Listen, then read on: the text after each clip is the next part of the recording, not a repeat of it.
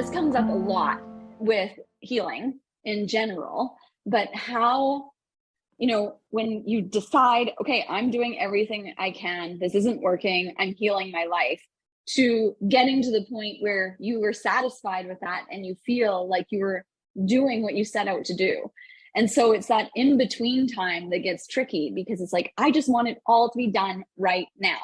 And that is very common. That is like so human. I don't know of anyone that doesn't say that, including myself. And so it's like, to me, I look at it kind of like when you're ready to have a baby, say, like, whether you've had a baby or not, as a woman, you can relate to this. So it's like, I've decided I want to have a baby. And then you're like, I want the baby right now. It's like, there's so many steps in between that to get to the point where the baby is in your arms. And so it's a lot like that. And you don't know what the journey is going to look like. And so what can happen is when you make this decision, when you pray for it, when you're like, I'm manifesting this, or you decide intellectually, I'm doing this thing, I'm going forward. And so this is what happens, is like, when you go to make this decision, it can really create a lot of anxiety. You can feel scared because you don't know what's coming next. What you do know is your life's never going to be the same. So often that's why we resist making these major changes, because you know that you're going to have to walk a path that you haven't had to walk before. And so this is actually, the mind naturally does this, because it's like, that sounds like it's going to take up too much energy. Let's just not do that. Let's just keep things the same and keep trying to cope with what is. And then you do hit a point where you've overridden that and you're like, nope, I'm changing no matter what. My life is going to be different no matter what. And so that's often when anxiety flares up. And then there's this in-between time. And what happens is things start to come up, because once you've manifested that, then source, God, the quantum field, divine feminine, whatever you want to call it, whatever is I'll call it source just for this, gives you these opportunities to illuminate what is in your way of getting there. And so what happens is these things come up, and then often we're entrained to resist anything that feels uncomfortable. That's why antidepressants are so popular, because it's like, I'm just going to not face this. I don't want to feel this way. And the thing is the only way out is through. I know you've heard me say that so many times, is when these things come up, they're there to illuminate to us what is in the way of us getting to our goal, and what it is that's holding us back from having that feeling.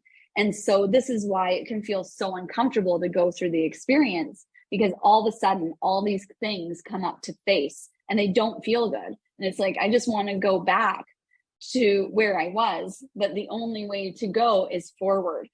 And so we'll talk about this as we move along. But like, for instance, with me, it was, once I had actually started healing my body, then my focus of my pain points started to change. And I started to, after really working on my relationship with myself, I started to see how challenging my marriage was. And it was like, do you want to be joyful no matter what? You got to face this, and you have to be okay with this falling apart if that's what you truly want. And so that was a really difficult thing to face. And it took time to go through it. In hindsight, it's like, okay, bye, but that's not how the process goes. It's like, there's so much you've entwined so much of your beingness into these past decisions that were made. And so a lot of it moving forward, and someone that made this really clear to me was Dr. David Hawkins. He wrote Power versus Force. He was one of the top psychiatrists in the US in his day. And he walked away from all of that and became a spiritual teacher. And he talked about this in when you make that decision to become more, to level up, that all of these things are going to come up. And he used to say, oh, just working my karma out. It's like once this thing is through, once I've worked through it, it will never be there again. And so often what happens is we know the boulders we need to move, we know the big problems, and we're willing to face those. But once the boulders are gone, the stones show up. And then once the stones are gone, the smaller little rocks show up. And then once the little rocks are gone, now we have grains of sand. So it's like, as we move along, we can, the things that we need to work through become more and more subtle. And so he talks a lot about that. And so every single step of the way on our journey is just another mountain that we're climbing. And it does become easier and easier because we've developed more and more tools that we have at our disposal to move through different aspects.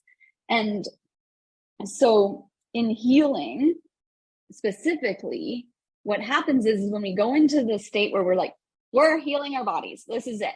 Healing. I'm doing it. I'm going to do all the things. And I'm so dedicated to this, which is so noble and amazing.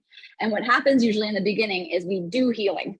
It's like, I'm doing this, I'm doing that, and I'm taking this pill or like this supplement, and I'm going to this specialist, and it's like doing healing. And then what happens is it starts to integrate, and then you become the healing. And then once you become in alignment with it, it happens naturally, which is the catch-22 of it all. So it's like you shift from doing into being. And once you shift into the being, the doing comes of the being, so that the doing is more of a natural flow, not a forced, like, I'm going to heal myself and I'm doing it. And so something that I often say, and it's a great thing to remember, is we are human beings, not human doings. And this is it's from a programming of our society, because it's people gain so much accolades from all that they do. It's like, look at me, there's my value. I do so much. And it's like, and so people get their deservingness, like, I deserve to be healthy because I'm doing so much about it. And it's like, and so it's removing that and saying, okay, this is my intention. And then when things come up, then you do something about it, instead of trying to do something and waiting for something to happen. And so that's the kind of the in-between time, is knowing things are going to come up. And when they do come up, you are prepared with the tools you have available to you. So, so there is a quote in the Bible that I find really interesting, and it really points to what we're talking about here. So it says, "For the gate is wide and the way is easy, that leads to destruction. And those who enter by it are many. For the gate is narrow and way is hard that leads to life. And those who find it are few." So that's Matthew 7, verse 13 to 14. And so again, David Hawkins talks about this, that there are many paths. When you decide that you want to know the truth for truth's sake, that you want to live a life that is joyful and blissful and in harmony with your environment, that there are many paths, but the path is straight and narrow. It's all about intention. It's all about taking that next step, no matter how tiny, and staying on that path, staying with that intention.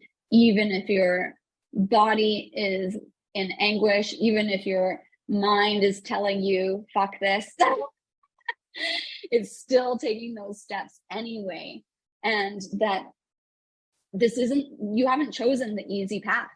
Being here and really dedicating yourself to moving forward, you have not chosen the easy path, but it is the one that will bring you the most reward, because so many people have chosen that wide path, you know, the destruction path, that they've just chosen to stay asleep. And that's way easier to do. It's way easier to just go down that road and live in ignorance.